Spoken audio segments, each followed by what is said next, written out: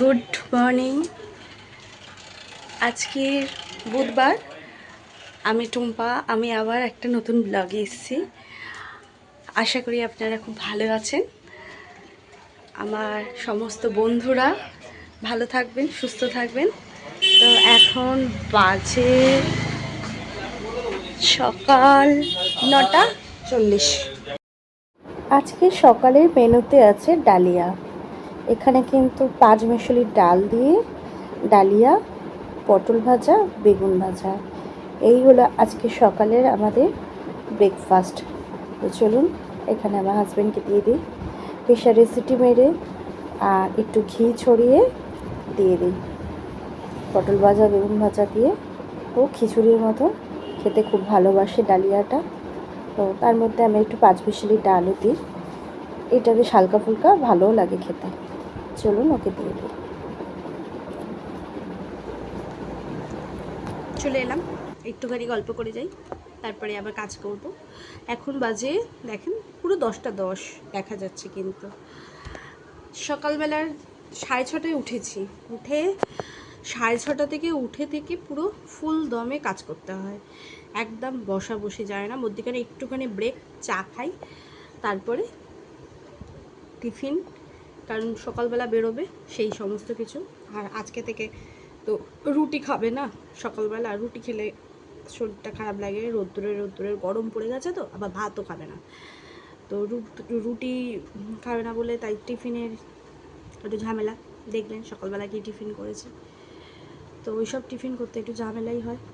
Tiffin করা হয়ে গেছে। কাকিমা কাজ সেরে কাঁচা ধোয়া করে দিয়ে চলে গেছে। এখন জামা কাপড়গুলো ছাদে চলুন মেলে আসি, তারপরে এসে জল খাবো। টিফিনের বাসন পড়েছে, টিফিনের বাসন কটা মেজে নিতে হবে। টিফিনের বাসনটা আমি মেজে নিই। দুপুরবেলা রান্নাবান্না হয়ে গেলে দুপুরের পর থেকে সব বাসন পড়ে থাকে। দুপুরের পর থেকে আমার খাওয়া দাওয়া সব কিছু, রান্নাবান্নার বাসনগুলো সব পড়ে থাকে। ওগুলো কাকিমা কাল সকালবেলা এসে আবার মাজবে। আর এখন জামা কাপড় কেচে ধুয়ে গেছে, কাঁচা ধোয়া জামা কাপড়গুলো ছাদে যাব, মেলে দিয়ে আসবো। অনেক কেচেছে, 2 বালতি। তো চলুন এখন জামা কাপড়গুলো মেলে দিয়ে আসি, তারপরে এসে আবার গল্প করবো। হ্যাঁ, তার মধ্যেখানে আমার শাশুড়িকে আবার মোচাটা কাটতে দিয়ে এলাম। মোচা কাটছে উনি, ও মোচাটা ওনার কাছে আবার নিয়ে আসতে হবে, ওখান থেকে নিয়ে এসে রান্না করতে হবে। এই ঠান্ডা না, টিপ পড়ে না, এটা আঠার দাগ হয়ে গেছে, টিপ পড়ছি না। এখন অনেক কিছু প্রবলেম দেখা দিচ্ছে শরীরের মধ্যে। তো চলুন কাজ করি।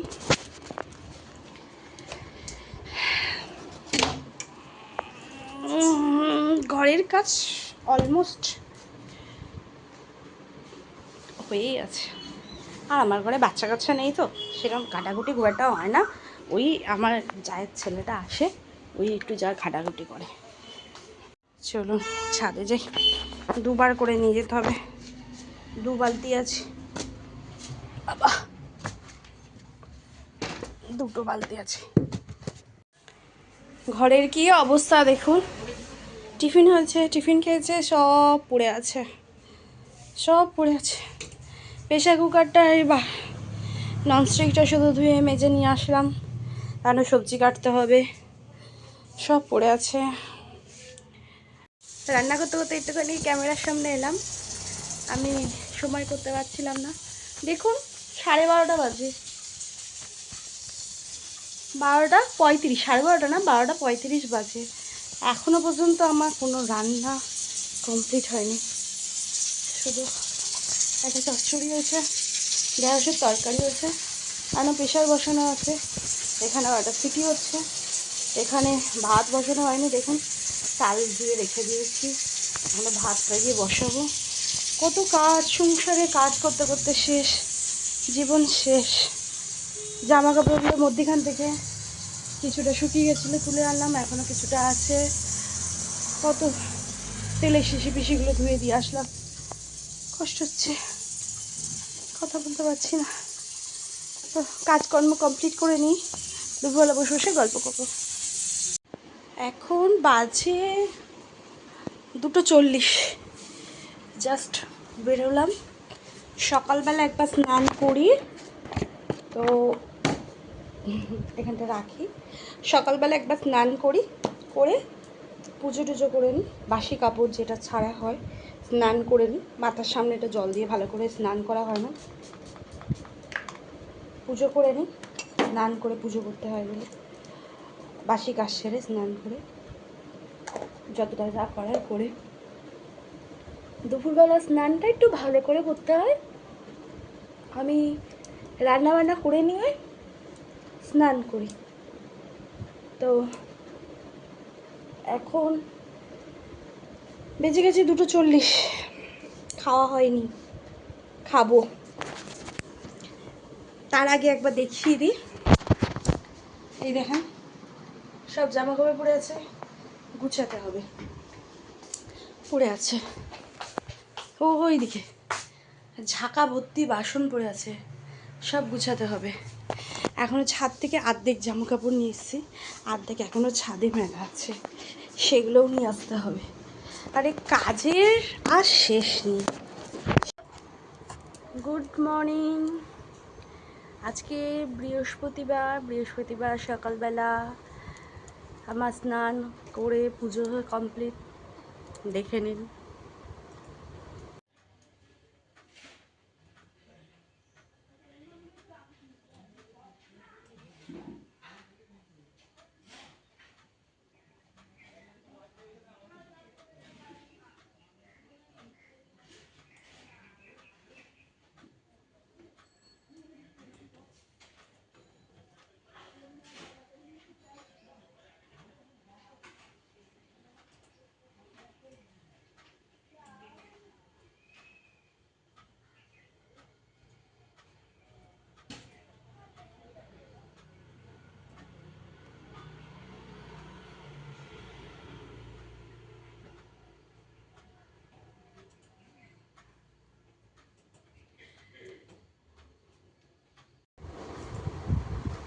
এখন আমরা দুজনে চা নিয়ে বসেছি, চা খাবো।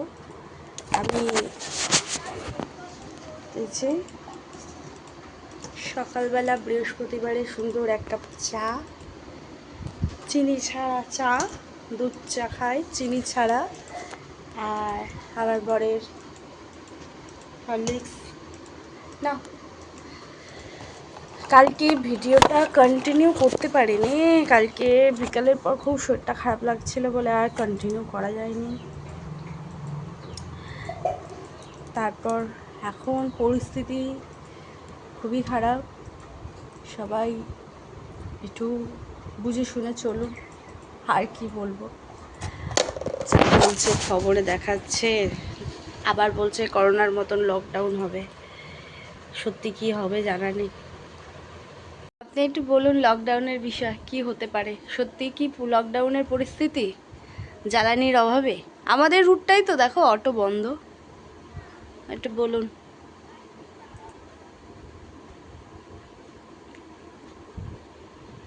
না করাই ভালো, প্যানিক ক্রিয়েট না করলেই হয়। পরিস্থিতির উপর নজর রেখে সময় উপযোগী সিদ্ধান্ত নিতে হবে। না, এই যে গ্যাসের সমস্যাটা তো, এটা তো অনেক বড় সমস্যা, তাই না? আপাতত আমাদের কিছু হয়নি। আমাদের কিছু হয়নি মানে আমাদেরও তো গ্যাস শেষ, 1 মাস হয়ে যাচ্ছে।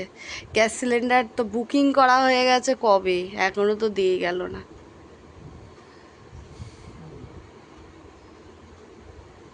কি হবে তাহলে? তারপর গাড়ির তেল শেষ হয়ে গেলে সাইকেল, মানে হিসাব মতন দেখো, অটো বন্ধ, গাড়িতে যদি না তেল পায় বাসেও তো তেল পাবে না, তাই না? তাহলে বাসও বন্ধ হয়ে যাবে, মানে সমস্ত তোমার ট্রান্সপোর্টেশন বন্ধ হয়ে যাবে। তাহলে মানুষ কীভাবে কারোর সাথে যে যুক্ত হবে? তুমি তো সকাল থেকে নাওনি। যতটা পারবেন বাড়িতে থাকবেন, বেশি খরচা করার দরকার নেই, ব্যাস এইটুখানি আমার বলার, আর কিছুই না, তাই না? খরচা যত কম করতে পারবে এখন সেটাই করা ভালো। যার বাড়িতে ইন্ডাকশান আছে সেই ইন্ডাকশানে গ্যাসটা সাশ্রয় করে ইন্ডাকশানে রান্না করুন।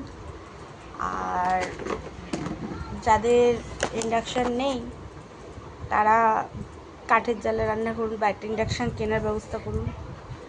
শুনছি তো নাকি ইলেকট্রিকেরও সমস্যা দেখা দেবে, মানে একটার সাথে একটা কীভাবে যুক্ত দেখো, বলে না চেন সিস্টেম, এটাকেই বলা হয় চেন সিস্টেম। করোনার সময় যেমন দেখা গেছিল, তাই না বলো? তবু করোনার সময় মানুষ খেতে পেয়েছে, আর এই সময় তো মানুষ না খেতে পেয়ে মরে যাওয়ার পরিস্থিতি। এই হচ্ছে ব্যাপার, যে যার বাড়িতে সে তার ফিরে যাক, এটাই আমার বার্তা দেওয়ার। যে যার বাড়িতে সে তার ফিরে যাক, পরিস্থিতি আবার ঠিক হলে সে তার জায়গায় চলে যাবে।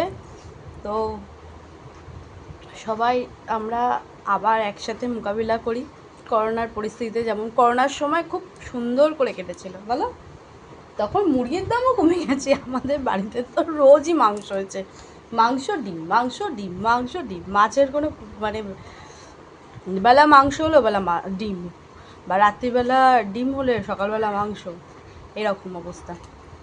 যা বিস্কুটটা পড়ে গেল, তাই বলছি সবাই সাবধানে থাকুন, সুস্থ থাকুন, এটাই কাম্য। এটা আমার মনে হয় অসুখের থেকেও বেশি, একটা মানুষের অসুখ করলে, করোনার সময় আমার বাড়ির সামনের বাড়ি করোনা হয়েছিল, করোনার সময় আমরা ওদেরকে অনেক হেল্প করেছি, বাজার করে দেওয়া, তাই না, বাজার হাট করে সুমনদের বাড়ি অবধি পৌঁছে দেওয়া, ওষুধ পৌঁছে দেওয়া করেছি। কিন্তু এটা কী হবে জানি না।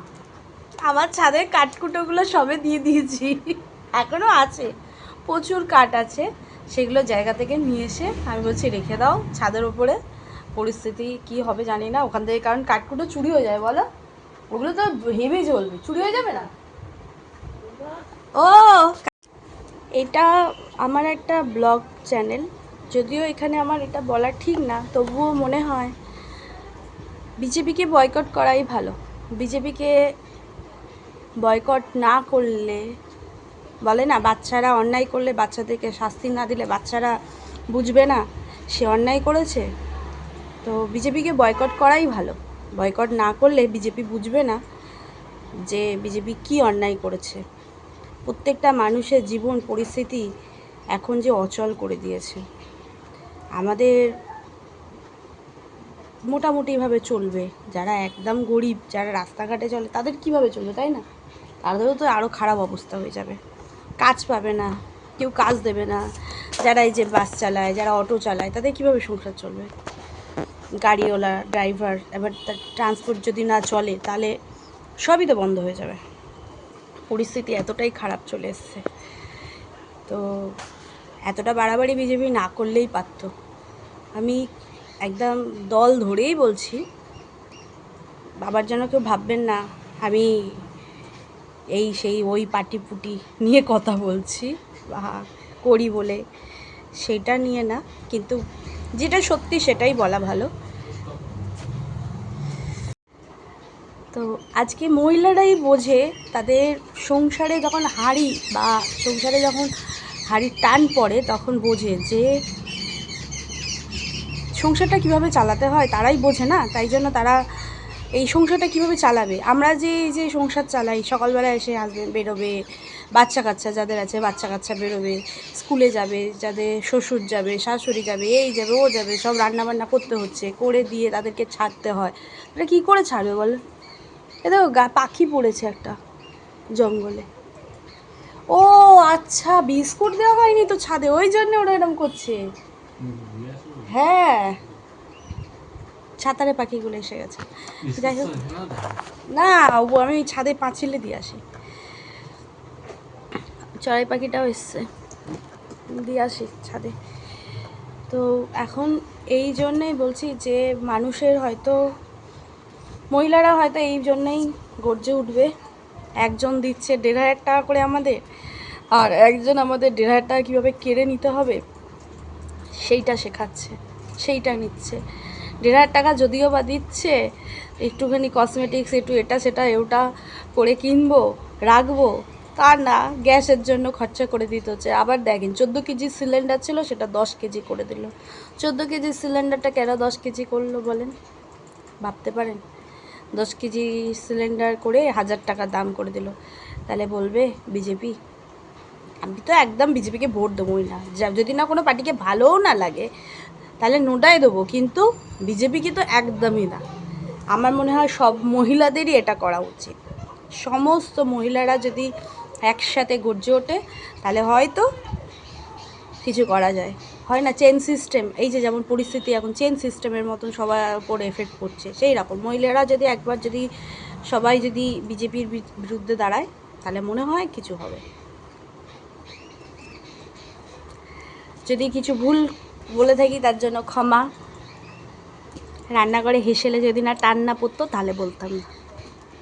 আমি আগে পাখিদের খেতে দিয়ে আসি। কাটা ধোয়া কমপ্লিট করে একটা তরকারিও করে নিয়েছি। তরকারি করে এখানে দেখুন ইন্ডাকশানে রান্না করতে হচ্ছে, কিন্তু আমি প্রথমেই বলেছি মহিলাদের খুব কষ্ট। এখানে দেখুন ঝিঙে আর আলুটা সিদ্ধ বসিয়ে দিয়েছি। ঝিঙে আলুটা সিদ্ধ হোক। আর এখানে মাছ বার করে রেখেছি। আমাদের আজ 1 সপ্তাহ মাছ খাওয়া হয় না। মাছ আছে ফ্রিজে, কিন্তু ভালো লাগছে না বলে খাইনি। একটা সবজির তরকারি হয়ে গেছে, দেখিয়ে দিই। দাঁড়ান, এই যে একটা সবজির তরকারি হয়ে গেছে। আর এই যে একটু উচ্ছে দিয়ে বেগুন দিয়ে ভাজা হবে, আর এই পটলটা ভাজা হবে, ব্যাস। তো এই বেলার মতন এইটুখানি মেনু সিলেক্ট হয়ে যাক। সকালবেলা রুটি হলো, ঢ্যাঁড়স আলুর তরকারি কালকে ছিল, রুটি ঢ্যাঁড়স আলুর তরকারি আর মিষ্টি সকালের টিফিনে চলে গেছে। তো আজকের মতন রান্না এইটুখানি। এই যে একটা জিনিস দেখিয়ে দিই, পরে আবার বলবেন কেন মাছ তো দেখালেন। এই যে 2 পিস মাছ, একটা দেখে নিন, আমার জন্য লেজা আর আমার বরের জন্য একটা পেটি, আর কিছুটা চিংড়ি আছে, মাছের ঝোল, ভাত, উচ্ছে বেগুন ভাজা, একটা সবজি চচ্চড়ি।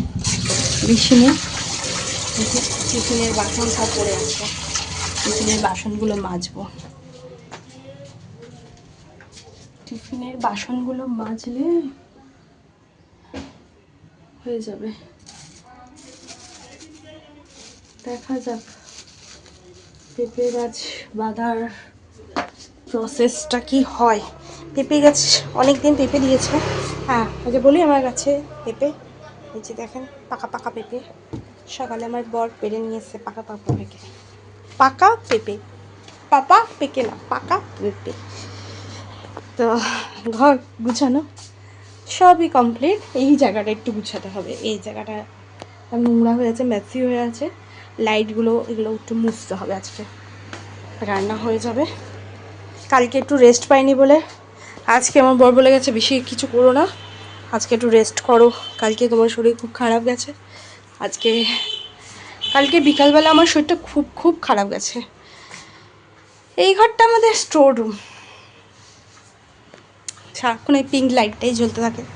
তো বাদ বাকি রান্নাগুলো করে নিই, পরে আবার গল্প করতে আসছি। সুন্দর দেখে পাতলা করে মাছের ঝোল। এখানে দেখুন ইন্ডাকশানে ভাত বসে গেছে, ভাত হোক। আজকের মতন আমি ভিডিওটা এখানেই শেষ করছি। আমার ভিডিও যদি ভালো লাগে আপনাদের অবশ্যই একটা করে লাইক করবেন, কমেন্টস করবেন, শেয়ার করবেন, সাবস্ক্রাইব করবেন, আমার পাশে থাকবেন প্লিজ। আর একটা বিষয়, আমি সকালবেলা হয়তো অনেকগুলো কথাই বলেছি, যেহেতু মহিলাদের রান্নাঘরে কাজটা সামলাতে হয়, তো অনেকেই আছে অফিসে করেন, রান্নাও করেন, আমিও করেছি, আমিও অফিসও করি, রান্নাও করি, সবই করেছি। এখন ঘরে বসে আছি বলে যে বেরোবো না তা না, বেরোতে হবে, বেরোবো। তাই জন্য গ্যাসের দিকটা ভেবে, মানে আমাদের চটজলদি রান্না কিভাবে হয় গ্যাসে বা ইন্ডাকশানে কি সত্যিই কি সব রান্না হয়? একবার একটু ভেবে বলুন তো, ইন্ডাকশানে সব রান্না কিন্তু হয় না, গ্যাসের প্রয়োজন পড়ে। তো গ্যাসের দিকে যদি হাত পড়ে সরকারের, তাহলে আমরা কি করব বলুন? আমাদের তো আর কিছু করার নেই, আমরা তো আলাদাভাবে গ্যাস তৈরি করতে পারবো না বসে বসে। তো সেই জন্য বললাম কিছু কথা, যদি ভুল বলে থাকি তাহলে মার্জনা করিবেন। আর কিছু বলার নেই আমার এই বিষয়ে। অন্তত ভুল বলেছি কি না জানি না, আমার দিক থেকে আমার মনে হয় আমি ঠিকই বলেছি। পরিস্থিতি তো এখন খুবই খারাপ, তাই বললাম। তো এখন আমি এখানেই ভিডিওটা শেষ করছি। টাটা সবাইকে।